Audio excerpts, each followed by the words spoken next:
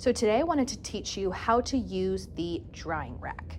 We always put artwork on this flat row, on the flattest row, because then our artwork will not drip. If we put our artwork on these diagonal ones, all of our paint would drip towards the back.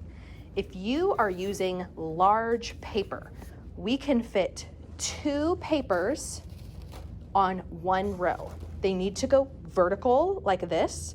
That way they will not touch or overlap because we don't want our wet paint sticking together.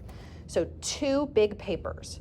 Then when you are ready to get the next row down, you use both hands and you gently lift the row, the metal right here, up towards you. You can hear it click in the back and then you let it go. If you push down on the row, it will not work because these are a mechanism in the back where there's a diagonal line that you have to pull the metal out of, and then it can go down. That way these won't fall. So it's important that you gently lift up towards your face or towards the ceiling if you're short, up, and then let go. I only used 1 finger because you do not pull hard. We don't want the drying rack to be pulled off of the table. So make sure you're gentle. And then I'm ready for my next row. If I am using small size paper, I can fit 4 on 1 row. They need to go side to side, horizontal. I can fit 2 on the side and 2 on this side.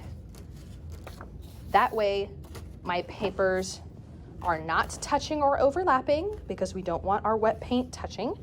They are all separate and they can all fit.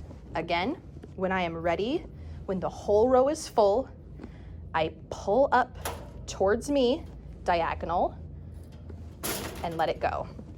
If the class is using different sizes of paper, you can have 1 big paper vertically like this, and 2 little papers.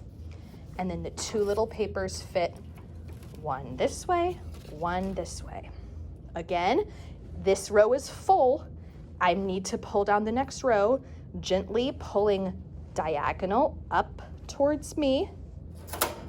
I hear it click and I let go. Sometimes on the trickier rows, you might hear one side click and you have to make sure that you're doing both at the same time. So like right now, if only this side is out, I need to make sure that I do this side too, and then the row will go down.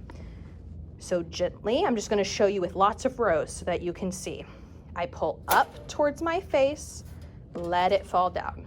Up towards my face, let it fall down. So again, up this direction, and let it down.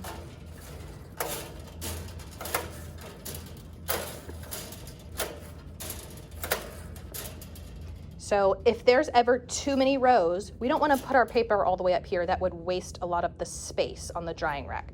So you can just pick the row and push them all up and they will stay.